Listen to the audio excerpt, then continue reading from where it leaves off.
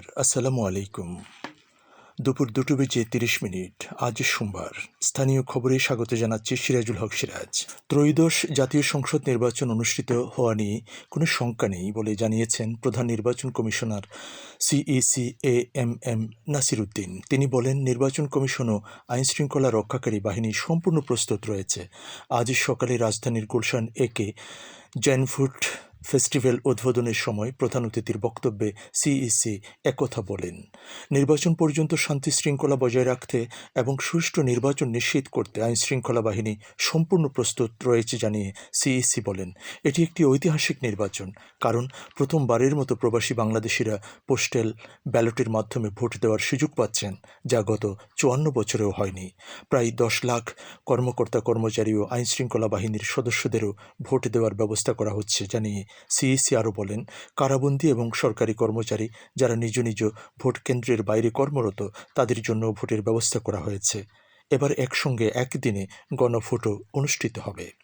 অনুষ্ঠানে ইউরোপিয়ান ইউনিয়নের রাষ্ট্রদূত মাইকেল মিলার ও ইসির সচিব আক্তার হোসেন সহ অন্যান্য অতিথিরা উপস্থিত ছিলেন। চকরিয়ায় অবিনিক শিকি পড়ি স্কুল পরিদর্শন করেছেন মৎস্য ও প্রাণী সম্পদ মন্ত্রণালয়ের উপদেষ্টা ফরিদা আক্তার।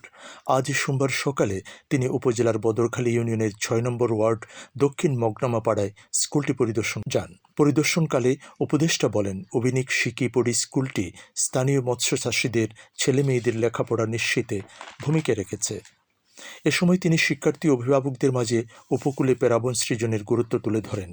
স্কুলের প্রধান শিক্ষক মেহরুন্নেসা মমতাজ সহ সংশ্লিষ্টরা এ সময় উপস্থিত ছিলেন। কক্সবাজারে প্রথমবারের মতো কৃত্রিম প্রজননের মাধ্যমে কোরাল মাছের পোনা উৎপাদন শুরু হয়েছে। এই মাছ রপ্তানির মাধ্যমে আয় করা যাবে বিপুল পরিমাণ বৈদেশিক মুদ্রা। গতকাল কোরাল পোনা উৎপাদনের হ্যাচারি পরিদর্শন করেছেন মৎস্য ও প্রাণী সম্পদ মন্ত্রণালয়ের উপদেষ্টা ফরিদা আক্তার। বিস্তারিত শুনুন প্রতিবেদনে। দেশে প্রথম সামুদ্রিক কোরালের কৃত্রিম প্রজনন ঘটিয়ে পোনা উৎপাদন করছে কক্সবাজার শহরের কলাতলির গ্রিন হাউস ম্যারিকালচার নামে একটি হ্যাচারি। এসব পোনা উৎপাদনে গবেষণা সহায়তায় আংশিক অনুদান প্রদান করেছে মৎস্য অধিদপ্তরের টেকসই উপকূলীয় এবং সামুদ্রিক মৎস্য প্রকল্প। উৎপাদিত এসব পোনা চাষ করা যাবে মিঠা ও লোনা উভয় পানিতে। 5 থেকে 10 কেজি ওজনের সামুদ্রিক কোরাল সংগ্রহ করে প্রথমে সংগরোধ করা হয়, পরে হ্যাচারির স্পিনিং ট্যাঙ্কে প্রজননের মাধ্যমে একটি মা কোরাল ছাড়ে 10 লাখ ডিম, আর তা থেকে জন্ম নেয় প্রায় 6 লাখ পোনা জানিয়ে হ্যাচারি মালিক তারিকুল ইসলাম চৌধুরী বলেন, কৃত্রিম প্রজননের মাধ্যমে কোরাল মাছের পোনা উৎপাদনে এক ধাপ এগিয়ে গেল বাংলাদেশ। বিভিন্ন দেশে হতে পারলে আমাদের দেশে হবে, সেখানে আমাদের বিশ্বাস ছিল উপযুক্ত পরিবেশটা আমরা যদি দিতে পারি তাহলে এটা সম্ভব। এই পর্যন্ত আমরা 10টা ব্রিডিং করতে সক্ষম হয়েছি এবং আশা করছি ভবিষ্যতে আমরা যদি নার্সারি ডেভেলপ করতে পারি এবং ফার্ম বেসকে যদি আরও স্ট্রং করতে পারি, 5 বছর পরে বাংলাদেশ এক্সপোর্টের দিকে চলে যাবে। এদিকে গতকাল রবিবার সন্ধ্যায় হ্যাচারিটি পরিদর্শন করেছেন মৎস্য ও প্রাণী সম্পদ মন্ত্রণালয়ের উপদেষ্টা ফরিদা আক্তার। তিনি বলেন যে এটা শুধু কক্সবাজারের মতো এরকম উপকূলীয় এলাকা না, এটা উত্তরবঙ্গেও করতে পারবে। তো ফলে এটা কিন্তু বাংলাদেশের যে খাদ্য সরবরাহের দিক থেকে, মাছের সরবরাহের দিক থেকে এটা একটা নতুন মাত্রা যোগ করছে। উপদেষ্টা ফরিদা আক্তার বলেন, বেসরকারি খাতের এ ধরনের উদ্যোগ দেশের জন্য যেমন ভালো হয়, তেমনি সৃষ্টি হয় কর্মসংস্থানের সুযোগ। প্রাইভেট সেক্টরে এই কাজগুলো নেবে তত বেশি আরও দেশের জন্য ভালো হবে এবং টেকনোলজি ডেভেলপ করছে, কর্মসংস্থান হচ্ছে, মাছ উৎপাদন হচ্ছে এবং বৈজ্ঞানিকভাবে হচ্ছে। পরিদর্শনকালে মৎস্য ও প্রাণী সম্পদ মন্ত্রণালয়ের যুগ্ম সচিব, মৎস্য অধিদপ্তরের অতিরিক্ত মহাপরিচালক সহ অন্যান্য কর্মকর্তা উপস্থিত ছিলেন।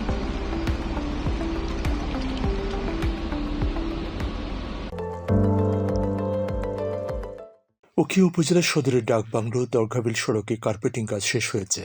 চলতি অর্থবছরে বিশ্বব্যাংকের অর্থায়নে 1,20 লাখ টাকা ব্যয় বরাদ্দে স্থানীয় সরকার প্রকৌশল অধিদপ্তর এলজিডি প্রকল্পটি বাস্তবায়ন করেছে। এলজিডির উপজেলা প্রকৌশলী তহিদুল ইসলাম জানিয়েছেন, এই প্রকল্পে 2 কিলোমিটার সড়কের কার্পেটিং, গাইডওয়াল, ব্রিজ ও কালভার্ট নির্মাণ করা হয়েছে। জনগুরুত্বপূর্ণ এই সড়কের কাজ শেষ হওয়ায় উপজেলার রাজাপালং ইউনিয়নের 5 গ্রামের 10,000 মানুষের যাতায়াত ও পণ্য পরিবহনের সুযোগ সৃষ্টি হয়েছে বলে জানান সংশ্লিষ্টরা।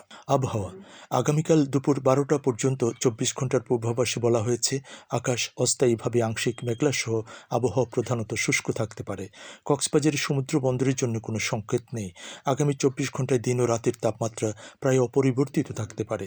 আজ সূর্যাস্ত যাবে সন্ধ্যা 5টা 13 মিনিটে, আগামীকাল সূর্যোদয় হবে ভোর 6টা 24 মিনিটে। আজকের সর্বনিম্ন তাপমাত্রা ছিল 20.5 ডিগ্রি সেলসিয়াস এবং সর্বোচ্চ তাপমাত্রা ছিল 30.5 ডিগ্রি সেলসিয়াস।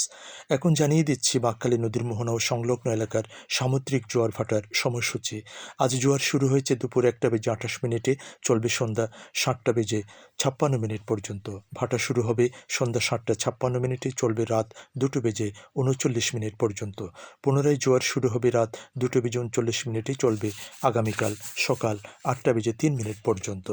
খবর শেষ হলো। আমাদের পরবর্তী খবর প্রচারিত হবে আজ বিকেল 4টা30 ইংরেজিতে।